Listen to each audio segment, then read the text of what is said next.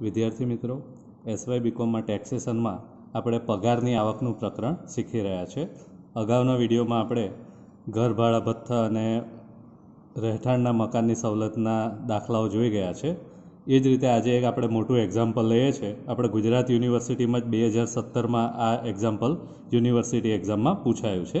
બરાબર, તો આપણે સૌપ્રથમ પ્રશ્ન સમજી લઈએ અને પછી એની ગણતરી જોઈએ. પ્રશ્ન 32મો છે. નીચે આપેલી માહિતીના આધારે શ્રીમાન રાજ કે જેઓ વિશિષ્ટ કર્મચારી છે તેમની પાછલા વર્ષ 2019-20 અર્થાત આકારણી વર્ષ 2020-21ની પગારની આવક ગણો. બરાબર, અહીંયા 13 જેટલા અલગ અલગ પોઈન્ટ્સ આપ્યા છે. આપણે સૌપ્રથમ સમજી લઈએ. પ્રથમ મુદ્દો છે મૂળ પગાર. તેઓ તારીખ 1/7/2015ના રોજ 20,000, 2,000, 26,000, 5,000, 56,000ના ધોરણે નોકરીમાં જોડાયા હતા. હવે વિદ્યાર્થી મિત્રો, આ જે છે પગાર ધોરણ કહેવાય છે. આના ઉપરથી પગારની ગણતરી કરવી પડે છે. આપણું જે પાછલું વર્ષ છે 2019-20, તો આ પગાર ધોરણના આધારે 2019-20માં એમની મૂળ પગાર કેટલો હશે એ આપણે બોર્ડ ઉપર ગણતરી કરીશું. હવે આ એ નિયમ એવો હોય છે કે જ્યારે જે તારીખથી નોકરીમાં જોડાય છે 1/7/2015થી, તો પ્રથમ વર્ષે એમને 20,000 રૂપિયા પગાર મળે દર મહિને. જેવું એક વર્ષ પૂરું થાય એટલે એમના પગારમાં 2,000 રૂપિયા જેટલો વધારો થાય છે. બરાબર, એટલે બીજા વર્ષે એમને દર મહિને 20 + 2 22,000 રૂપિયા પગાર મળે. બરાબર, આખું વર્ષ 12 મહિના માટે એમનો પગાર 22,000 થાય. ફરી બીજું વર્ષ પૂરું થાય એટલે બીજા 2,000 વધે, પછી 24,000 રૂપિયા પગાર થાય. બરાબર, એક વર્ષ માટે. ફરી વર્ષ પૂરું થાય એટલે 24,000માં બીજા 2,000 વધે અને 26,000 રૂપિયા પગાર થઈ જાય. બરાબર, એક વર્ષ માટે દર મહિને એમને 26,000 રૂપિયા પગાર મળે. બરાબર, પછી 26,000 રૂપિયા એક વર્ષ સુધી મળે પછી એમના પગારમાં સીધો કેટલો વધારો થાય? 5,000 રૂપિયા. અને ઇન્ક્રીમેન્ટ કહેવાય. બરાબર, ગુજરાતીમાં એના માટે ઇજાફો એવો શબ્દ પ્રયોગ છે, એને ઇન્ક્રીમેન્ટ કહેવાય. તો 26,000 પછી એના પગારમાં સીધો 5,000 વધારો થાય. એ પહેલાં દર વર્ષે 2,000 વધતા હતા, પછી 5,000 વધારો થાય એટલે 31,000 રૂપિયા પગાર મળે. બરાબર, અને આ રીતે ક્યાં સુધી જવાનું હોય? 56,000 સુધી. તો આ રીતનું પગાર ધોરણ આપ્યું છે. હું બોર્ડ પર તમને આની ગણતરી સમજાવીશ. બીજો મુદ્દો છે મોંઘવારી ભથ્થું 1,70,400 રૂપિયા. હવે અહીં કોઈ એવી સૂચના નથી આપી કે નિવૃત્તિ માટે પગારનો ભાગ ગણાય છે. બરાબર, એટલે આપણે એ ધ્યાનમાં લઈશું. ત્યાર પછી બોનસ અને કમિશન આપ્યું છે 32,000 રૂપિયા. મનોરંજન ભથ્થું આપ્યું છે 2,000 રૂપિયા. ખાનગી કર્મચારી છે એટલે મનોરંજન ભથ્થું પૂરેપૂરું કરપાત્ર ગણાશે. શિક્ષણ ભથ્થું આપ્યું છે 1,200 રૂપિયા એક બાળક માટે. એ નિયમ પ્રમાણે આપણે કર મુક્તિ બાદ કરીશું. માલિકે ફર્નિચર સાથે તેમને રહેઠાણ માટેનું મકાન આપેલું છે. બરાબર, રહેઠાણની સુવિધા આપેલી છે ફર્નિચર સાથેનું. માસિક 16,000 રૂપિયા ભાડું માલિક ચૂકવે છે. આના પરથી આપણને એક આઈડિયા મળે છે કે આ મકાન કંપનીની માલિકીનું નથી, પણ કંપનીએ ભાડે રાખેલું છે. બરાબર, માલિકે તદુપરાંત સાજ સજાવટ માટે ફર્નિચર પણ પૂરું પાડેલું છે 5,84,000 રૂપિયાનું. બરાબર, તો ફર્નિચર પૂરું પાડેલું છે એટલે એની મૂળ કિંમતના 10% આપણે ઉમેરી દઈશું કરપાત્ર સવલતમાં. ત્યાર પછી 7મો મુદ્દો જુઓ. માલિકે તેમને ડ્રાઈવર સહિતની મોટર કારની સગવડ પૂરી પાડેલી હતી, જેનો બધો ખર્ચો માલિક ચૂકવે છે. મોટરકાર ઓફિસ તેમજ અંગત વપરાશ માટે ઉપયોગમાં લેવાય છે. મોટરકાર 1.8 હોર્સ પાવરનું એન્જિન ધરાવે છે. હવે આ એક નવો મુદ્દો આવ્યો છે. ઘણી કંપનીઓ અથવા માલિકો તેમના કર્મચારીઓને મોટરની સવલત પૂરી પાડે છે. તો એના અમુક નિયમો છે. મોટર કેટલા સીસીની છે, મોટરનું એન્જિન કેટલા હોર્સ પાવરનું છે. બરાબર, તો એના થોડાક નિયમો છે, એ પણ આપણે જોઈ લઈએ અને પછી જ આપણે દાખલા ઉપર જઈએ. એના આ રીતના નિયમો છે મોટરના. એની એન્જિનની ક્યુબિક કેપેસિટી એટલે આને સીસી કહેવાય. ક્યુબિક કેપેસિટી એટલે સીસી. એન્જિન કેટલા સીસીનું છે. બરાબર, તો 1600 સીસી સુધીનું હોઈ શકે અથવા એને 1.6 સીસી કે 1.6 લિટરની પણ કહેવાય, અને 1600 સીસીથી વધારે. બરાબર, એટલે સૌપ્રથમ પ્રશ્નમાં જોઈ લેવાનું કે મોટર કેટલા સીસીની છે. બરાબર, 1.6 સીસીની છે કે એનાથી વધારેની છે. જો 1.6 સીસીની હોય, ખર્ચા કોણ ચૂકવે છે? માલિક ખર્ચા ચૂકવે છે. મોટરનો જે મેન્ટેનન્સ ખર્ચ છે, નિભાવ ખર્ચ, બરાબર, કોણ ચૂકવે છે? માલિક ચૂકવે છે કે કર્મચારી ચૂકવે છે? જો માલિક ચૂકવે છે, 1600 સીસી સુધીની મોટર હોય તો મોટરના માસિક 1,800 રૂપિયા અને ડ્રાઈવરના 900 રૂપિયા. કર્મચારી ખર્ચો ચૂકવતો હોય તો 1.6 સીસી સુધીની મોટર માટે મોટરના 600 અને ડ્રાઈવરના 900 રૂપિયા. આ રીતે એનો ખર્ચ ગણાય છે. બરાબર, તો આપણે દાખલામાં નિયમ પ્રમાણે જોઈશું. તો હવે આ પ્રશ્નમાં જે મોટર છે 1.8 હોર્સ પાવરનું એન્જિન ધરાવે છે, બરાબર. તો 1.8 હોર્સ પાવરનું એન્જિન ધરાવે એટલે 1.6 કરતાં વધારેનું છે, બરાબર. એનો અર્થ એ થયો કે ખર્ચા જે છે કોણ ચૂકવે છે? ખર્ચા જે ચૂકવે છે મોટર કારનો બધો ખર્ચ માલિક ચૂકવે છે. માલિક ચૂકવે છે એટલે આપણે માસિક 2400 રૂપિયા મોટરના અને 900 રૂપિયા ડ્રાઈવરના, એટલે 2400 અને 900 એટલે એક મહિનાના 3300 રૂપિયા કરપાત્ર ગણાશે, બરાબર. તો આ કોષ્ટક તમારે યાદ રાખવું પડશે. જ્યારે પણ મોટરની સગવડનો દાખલો આવશે તો આ કોષ્ટકમાં જે નિયમ આપ્યા છે એ નિયમ પ્રમાણે આપણે ગણતરી કરીશું, બરાબર. હવે આ પ્રશ્નમાં આપણે જોયું મોટરના 2400, ડ્રાઈવરના 900 એટલે 3300 રૂપિયા એક મહિનાના, તો 12 મહિનાના ગણીને આપણે ગણતરી કરીશું. ત્યાર પછી માન્ય પ્રોવિડન્ટ ફંડમાં માલિકનો ફાળો છે મૂળ પગારના 14%. નિયમ પ્રમાણે 12% આપણે કરમુક્ત ગણીશું. પ્રોવિડન્ટ ફંડમાં 9.5% લેખે વ્યાજ જમા થયેલું છે 20,900. હવે કરમુક્ત પણ 9.5% જો એટલે આ બધું વ્યાજ કરમુક્ત ગણાશે. માલિકે તેમના પગારમાંથી મૂળ પગારના 14% પ્રોવિડન્ટ ફંડમાં કપાત કરેલ છે. કર્મચારીનો ફાળો છે આ, બરાબર. કર્મચારીનો ફાળો ગણાતો નથી, માલિકનો જ ફાળો માત્ર ગણાશે. કર્મચારીનો ફાળો ક્યારેય ગણાતો નથી. પ્રોફેશનલ ટેક્સની કપાત 2400 રૂપિયા વાર્ષિક આપેલી છે, વ્યવસાય વેરો આપણે ગ્રોસ પગારમાંથી બાદ કરીશું. રહેઠાણના ભાડા પેટે તેમના મૂળ પગારના 10% લેખે ભાડાની વસૂલાત કરવામાં આવેલી છે. આપણે જ્યારે પણ આ મકાનની ગણતરી કરીશું ત્યારે આ રકમ એમાંથી બાદ કરીશું. અને છેલ્લો મુદ્દો આપ્યો છે વર્ષ દરમિયાન વધારે ચૂકવાયેલ કમિશન 4000ની વસૂલાત કરેલ છે. એમને કમિશન જે ચૂકવેલું છે 32,000 રૂપિયા વધારે ચૂકવાયેલું છે, તો 32,000માંથી 4,000 રૂપિયા કપાત તરીકે આપણે બાદ કરવાના છે.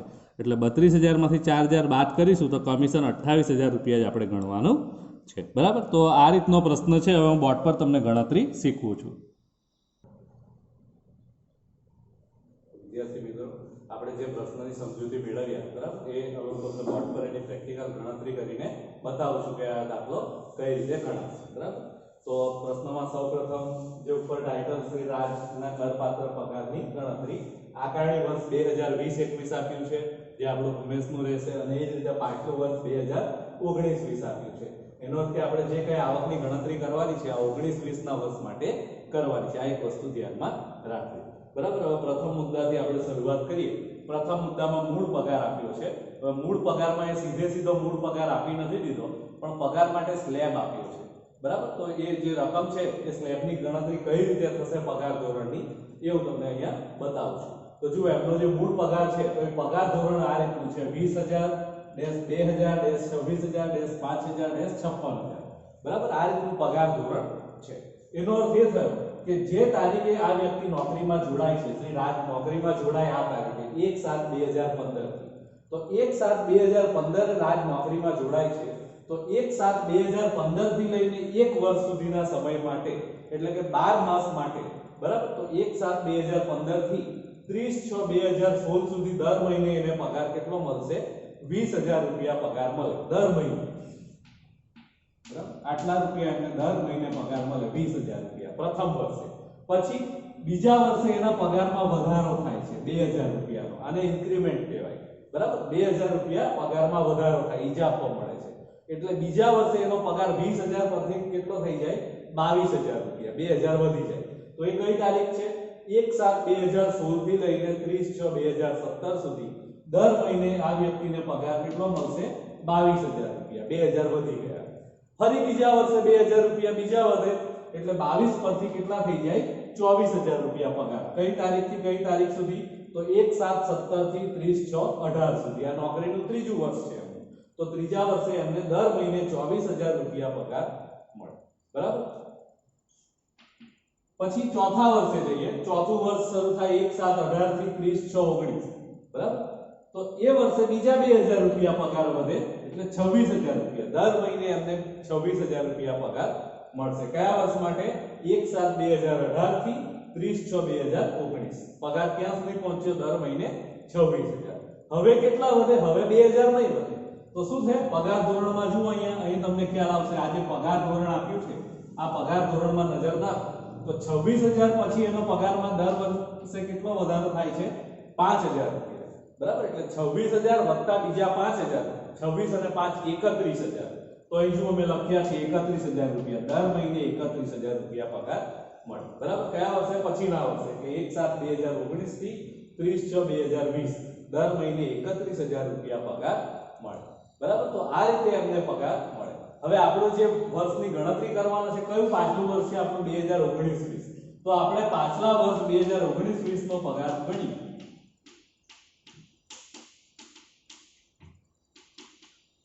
તો 2019-20 એટલે તમને ખ્યાલ હશે કે 1/4/2019 વર્ષ શરૂ થાય, બરાબર. વર્ષ શરૂ ક્યારે થાય? 1/4/2019 અને પૂરું ક્યારે થાય? 31/3/2020. તો આ વ્યક્તિને 1/4/19 થી 31/3/20 સુધીમાં કેટલો પગાર મળ્યો હશે એ અહીં આપણે આ જે ગણતરી કરી છે ગણતરીમાંથી જોઈએ, બરાબર. તો 1/4/19 આપણું વર્ષ શરૂ થયું એટલે 2019 નો ચોથો મહિનો. તો 2019 નો ચોથો મહિનો આ ગણતરીમાં ક્યાં આવે છે એ જોઈ લેવાનું, બરાબર. તો અહીંયા જો 2019 છે, 1/7/2018 થી 30/6/2019 સુધી એમનો પગાર દર મહિને 26,000 રૂપિયા હતો, બરાબર. એનો અર્થ એ થયો કે 4/2019 માં, એપ્રિલ 2019 માં જે એમનો પગાર છે એ 26,000 રૂપિયા છે, બરાબર. હવે આ 26,000 રૂપિયા પગાર જે છે ક્યાં સુધી છે? છઠ્ઠા મહિના સુધી. છઠ્ઠો મહિનો એટલે કયો? જૂન મહિનો, બરાબર. એનો અર્થ એ થયો કે એપ્રિલ, મે અને જૂન, એપ્રિલ 2019, મે 2019 અને જૂન 2019 એમનો પગાર કેટલો હશે? 26,000 રૂપિયા, દર મહિને 26,000 રૂપિયા, બરાબર. હવે આપણું વર્ષ તો ક્યાં સુધી છે? માર્ચ 2020 સુધી છે, બરાબર. તો આપણે માર્ચ 2020 સુધી જોઈએ તો 30/6/2019 પછી એમનો પગાર 7મા મહિનાથી વધીને કેટલો થઈ જાય છે? 31,000 રૂપિયા. એટલે અત્યાર પછીના જે બાકીના મહિના છે, જુલાઈ થી લઈને માર્ચ સુધી, તો જુલાઈ થી માર્ચ સુધી દર મહિને એનો પગાર કેટલો થઈ જાય છે? 31,000 રૂપિયા પગાર થાય છે. એટલે પહેલા 3 મહિના 26,000 અને પછીના 9 મહિના કેટલો પગાર છે? 31,000 રૂપિયા, બરાબર. તો 26,000 ગુણ્યા 3 કરાય અને 31,000 ગુણ્યા 9 કરાય, બરાબર. તો આમ કરીએ તો આપણને આ વ્યક્તિનો મૂળ પગાર મળશે, બરાબર. તો આપણે એની ગણતરી કરીએ. 26,000 ગુણ્યા 3 એટલે 78,000 રૂપિયા થશે અને 31,000 ગુણ્યા 9 2,79,000 રૂપિયા થશે. 2,79,000 વત્તા 78,000 આમ કરીશું એટલે આખા વર્ષનો જે એમનો પગાર છે 3,57,000 રૂપિયા થશે, બરાબર. તો આ મૂળ પગાર થયો 2019-20 માટે એમનો જે પગાર છે મૂળ પગાર 3,57,000. તો એ અહીંયા આપણે લખીશું 3,57,000 રૂપિયા. ક્યાંથી લાયા? તો આપણે આ ગણતરી કરી છે બોર્ડ પર, બરાબર. તો આ પ્રથમ મુદ્દો થયો મૂળ પગાર. બાકીના મુદ્દા ઉપર આપણે જઈએ. હવે બીજા મુદ્દામાં આપ્યું છે મોંઘવારી ભથ્થું 1,70,400 રૂપિયા.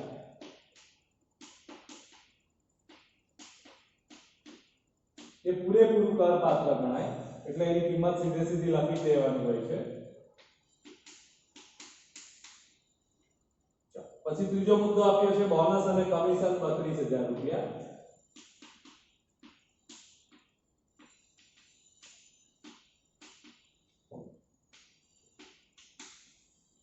હવે આના પર એક હવાલો આપ્યો છે. પ્રશ્નમાં સૌથી છેલ્લા મુદ્દામાં એવી સૂચના આપી છે કે એમને વર્ષ દરમિયાન 4,000 રૂપિયા કમિશન વધારે ચૂકવાઈ ગયેલું છે, બરાબર. તો એ કમિશનની રકમ વધારે ચૂકવાઈ ગયેલી છે તો 32,000 માંથી એ 4,000 આપણે માઈનસ કરી દઈએ.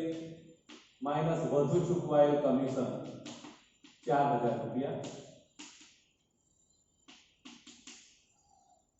32,000 માંથી 4,000 બાદ કરીએ એટલે 28,000 રૂપિયા કરપાત્ર ગણાશે અને એ આપણે બહારની કોલમમાં લખી દઈએ. પછીના મુદ્દા ઉપર જઈએ. મનોરંજન ભથ્થું માસિક 2,000 રૂપિયા.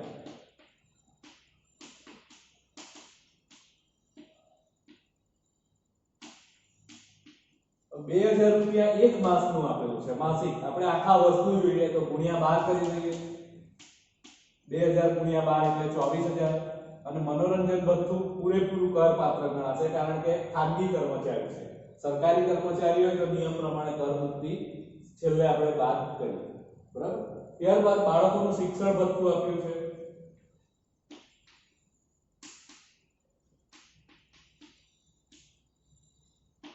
શિક્ષણ ભથ્થું જે આપ્યું છે માસિક 1200 રૂપિયા છે, 1200 રૂપિયા જે છે તે એક મહિનાના છે, માસિક છે એક બાળક માટે, બરાબર? તો આખા વર્ષના કેટલા? તો 1200 ગુણ્યા 12 કરીએ તો 14400 રૂપિયા થાય, બરાબર? કુલ આટલા રૂપિયા શિક્ષણ ભથ્થું મળ્યું હશે. હવે એક બાળકનું છે તો નિયમ પ્રમાણે આપણે કર મુક્તિ બાદ કરીએ, બાદ કર મુક્ત એક બાળક 100 રૂપિયા અને 12 મહિના, બરાબર? એક બાળક છે રૂપિયા કેટલા? 100 અને વર્ષના મહિના 12 એટલે 1200 રૂપિયા બાદ થાય, બરાબર? તો 14400 રૂપિયામાંથી 1200 રૂપિયા ઓછા થઈ જશે, કર મુક્ત બાદ કરીએ તો 13200 રૂપિયા બાદ લખાશે, કરપાત્ર રકમ 13200 છે. પછીના મુદ્દા ઉપર જઈએ. માલિકે ફર્નિચર સાથે તેમને રહેઠાણ માટેનું મકાન આપેલું હતું, જેનું માસિક રૂપિયા 16000 ભાડું માલિક ચૂકવે છે. ફર્નિચર વાળું મકાનનો મુદ્દો આવ્યો છે તો આપણે એની ગણતરી કરવી પડશે.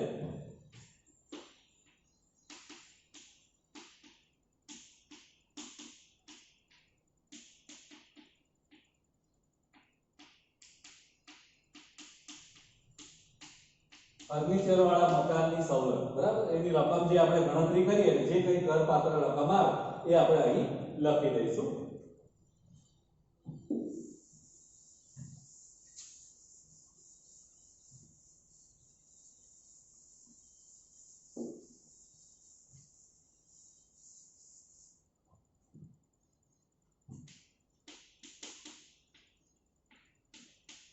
મકાનની સવલત આવે એટલે સૌપ્રથમ આપણે વાત કરી હતી એ પ્રમાણે બીએબીસી પગાર કેટલો છે એ શોધવો પડે, બરાબર? તો સૌપ્રથમ આપણે બીએબીસી પગાર શોધી નાખીએ,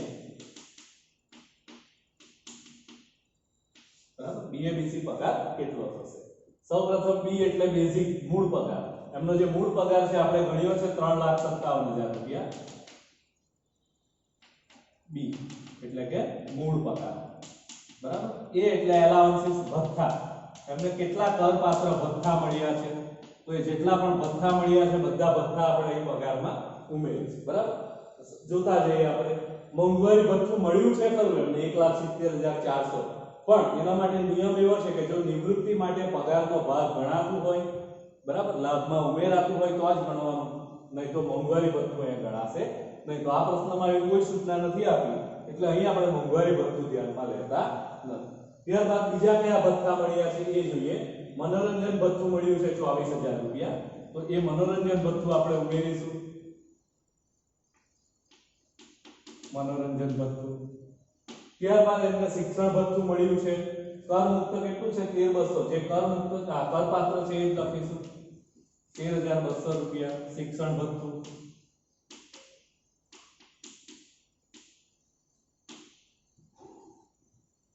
બરાબર? આ રીતે એમને ભથ્થા મળ્યા છે. તો બી અને એ આવી ગયું, બેઝિક આવી ગયો, એ એલાવન્સીસ કરપાત્ર ભથ્થા આવી ગયા. ફરી બી અને સી બોનસ અને કમિશન. તો એમને જે બોનસ અને કમિશન મળ્યું છે આપણે જોયું છે 28000 રૂપિયા, તો 28000 રૂપિયા બોનસ અને કમિશન પણ આપણે લખી દઈએ સાથે જ છે. બી અને સી, બરાબર? બોનસ અને કમિશન બંને આવી ગયું. તો આ થયો તમારો બીએબીસી પગાર. આટલાનો આપણે સરવાળો કરીશું.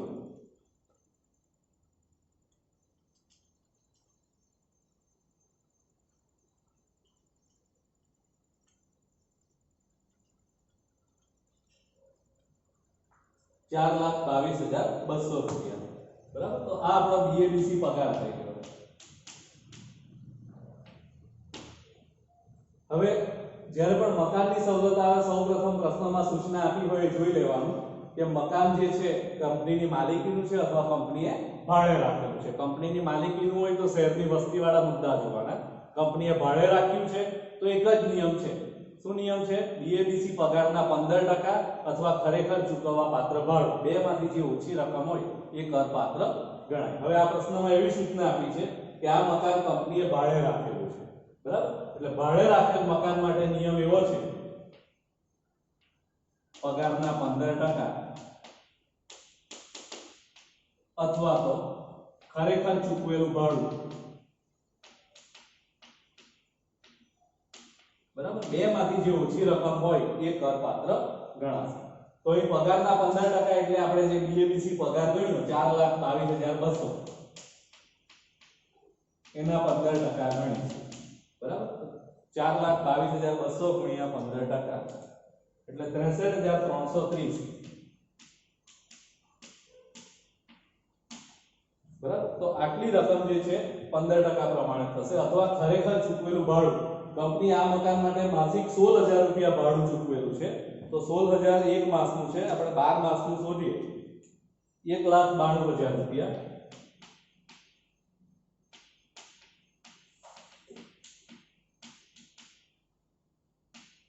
બરાબર. આ રીતે આપણા સ્ટેપ થશે. હવે નિયમ એવો છે કે આ બે માંથી જે ઓછી રકમ હોય એ કરપાત્ર ગણાય. બે માંથી ઓછી રકમ શું છે? 63,330, બરાબર. તો 63,330 રૂપિયા આપણે ધ્યાનમાં લેવાના છે, કારણ કે આ ઓછી રકમ છે એટલા માટે, બરાબર. ત્યારબાદ આ મકાનમાં કોઈ ફર્નિચરની સુવિધા આપેલી છે તો એ ચેક કરી લઈએ. તો જુઓ, પ્રશ્નમાં સૂચના આપી છે કે માલિકે ફર્નિચર પણ પૂરું પાડેલું છે, તો આપણે ફર્નિચરની મૂળ કિંમતના 10% રકમ આની અંદર ઉમેરી દઈશું, એડ કરીએ, બરાબર. એટલે પ્લસ 5,84,000 રૂપિયાનું ફર્નિચર છે, તો એના 10% ઉમેરીએ. 5,84,000 ગુણ્યા 10%, બરાબર, એટલે 58,400 રૂપિયા જે છે ફર્નિચરની કિંમત ઉમેરાઈ જશે આની અંદર.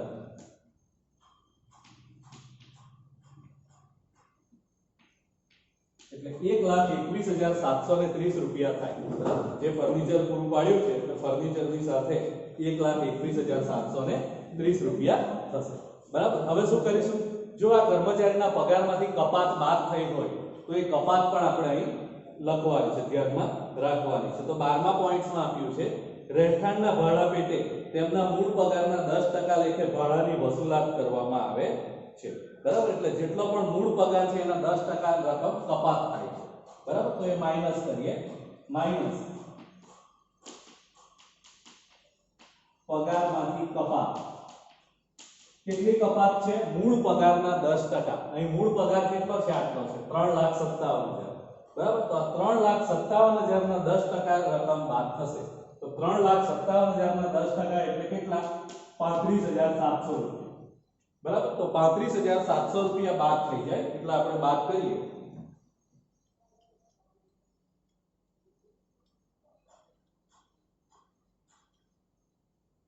₹86,030 રૂપિયા આવશે.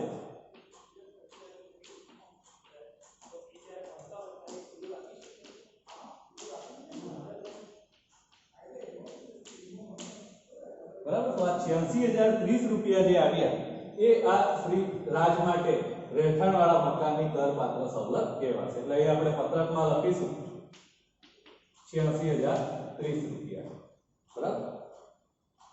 ચાલો પછીના મુદ્દા ઉપર જઈએ આપણે આગળ. 8મો પોઈન્ટ, માન્ય પ્રોવિડન્ટ ફંડમાં માલિકનો ફાળો મૂળ પગારના 14% છે.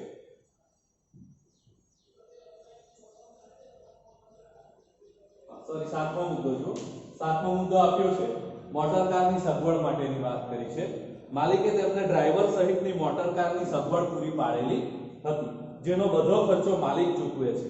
મોટર કાર ઓફિસ તેમજ અંગત વપરાશ માટે ઉપયોગમાં લેવાય છે અને 1.8 હોર્સ પાવરનું એન્જિન ધરાવે છે, બરાબર. 1.8 સીસી થી વધારે એન્જિન કેપેસિટીનું એન્જિન છે એટલે મોટર કારના 2400 અને ડ્રાઈવરના 900, આમ કરીને 3300 રૂપિયા એક મહિનાના થાય, બરાબર. તો એ પણ આપણે લખીએ. 1.8 સીસી મોટરની સવલત. તો નિયમ એવો છે કે 2400 રૂપિયા મોટરના અને 900 રૂપિયા ડ્રાઈવરના, બરાબર. એટલે 2400 + 900 એટલે 3300 થાય. એક મહિનાના 3300, તો 12 મહિનાના રકમ છે 39,600 રૂપિયા આવશે. તો 39,600 રૂપિયા મોટર કારની સવલત કહેવાશે, બરાબર. પછીના મુદ્દા ઉપર જે 8મો મુદ્દો, માન્ય પ્રોવિડન્ટ ફંડમાં માલિકનો ફાળો.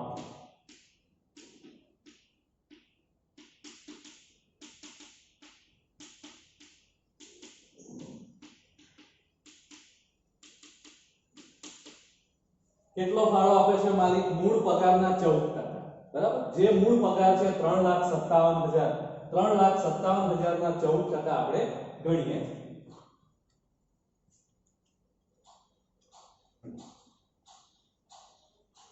49,980.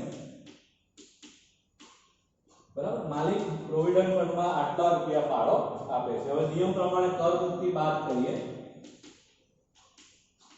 બાદ કર મુક્ત નિયમ કેટલાનો છે? 12% નો છે. તો મૂળ પગાર જે છે 3,57,000 એના 12% ગણી અને જે રકમ આવે એ કર મુક્ત ગણાશે. 42,840.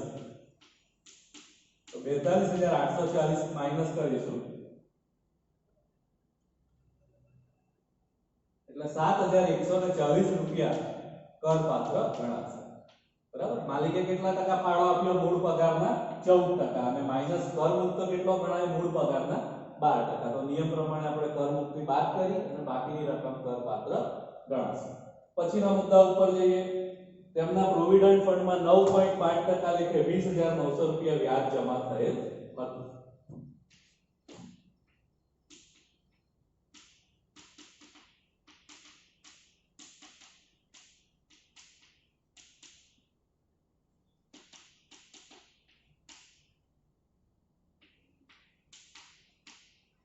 હવે નિયમ એવો છે પ્રોવિડન્ટ ફંડમાં જમા થયેલ વ્યાજ માટે કે 9.5% જેટલું જે વ્યાજ છે એ કર મુક્ત ગણાશે અને વ્યાજ કેટલું જમા થયું છે? 9.5 જ જમા થયું છે એટલે બાદ કરીએ કર મુક્ત પૂરેપૂરું 9.5%. એનો અર્થ કે 20,900 રૂપિયા પૂરેપૂરા કર મુક્ત ગણાશે. બરાબર, એટલે કરપાત્ર કંઈ આવશે નહીં. પછીના મુદ્દા ઉપર જઈએ. માલિકે તેમના પગારમાંથી મૂળ પગારના 14% લેખે પ્રોવિડન્ટ ફંડમાં કપાત કરેલ છે. કર્મચારીનો ફાળો છે. બરાબર, પ્રોવિડન્ટ ફંડમાં કર્મચારીનો ફાળો.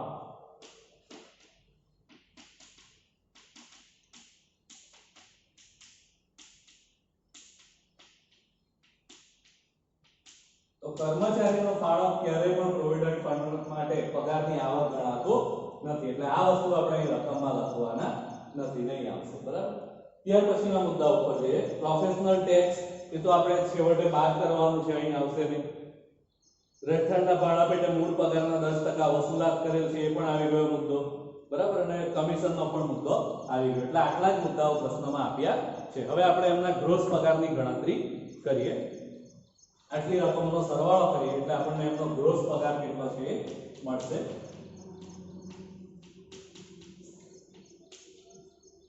આ જે રકમો આપી છે આટલી રકમનો આપણે સરવાળો કરીએ.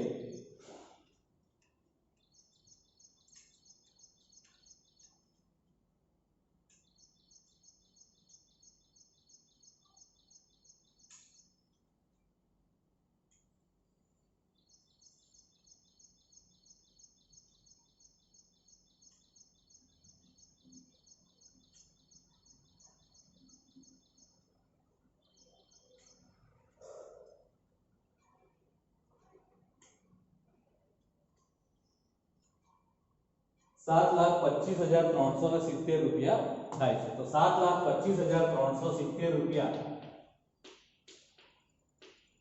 એમનો ગ્રોસ પગાર કહેવાશે. બરાબર, આટલા રૂપિયા એમને કુલ પગાર મળ્યો. હવે એમાંથી અમુક રકમ કર મુક્ત થાય. બરાબર, ખાસ કપાત તરીકે બાદ થાય. ત્રણ જ વસ્તુ ખાસ કપાત તરીકે બાદ થાય છે તો એ આપણે બાદ કરીએ.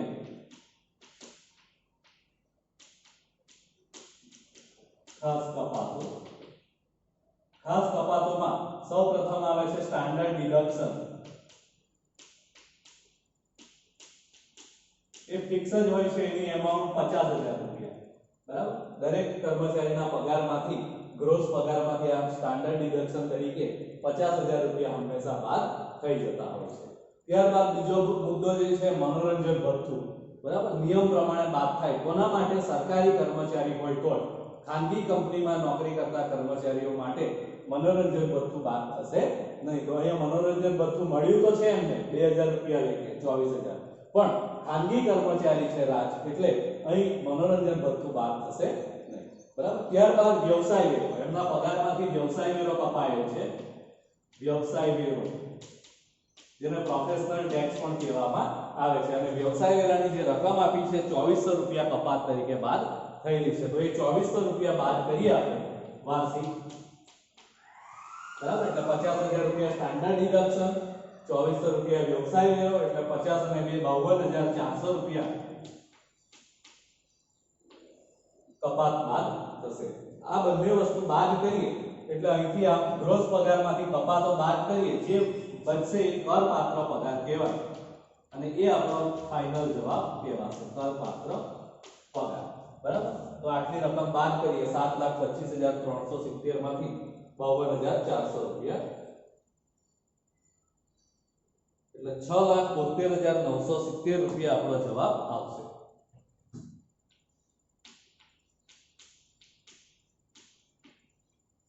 બરાબર, તો આ રીતે આપણે પગારની આવકની ગણતરી કરવાની હોય છે.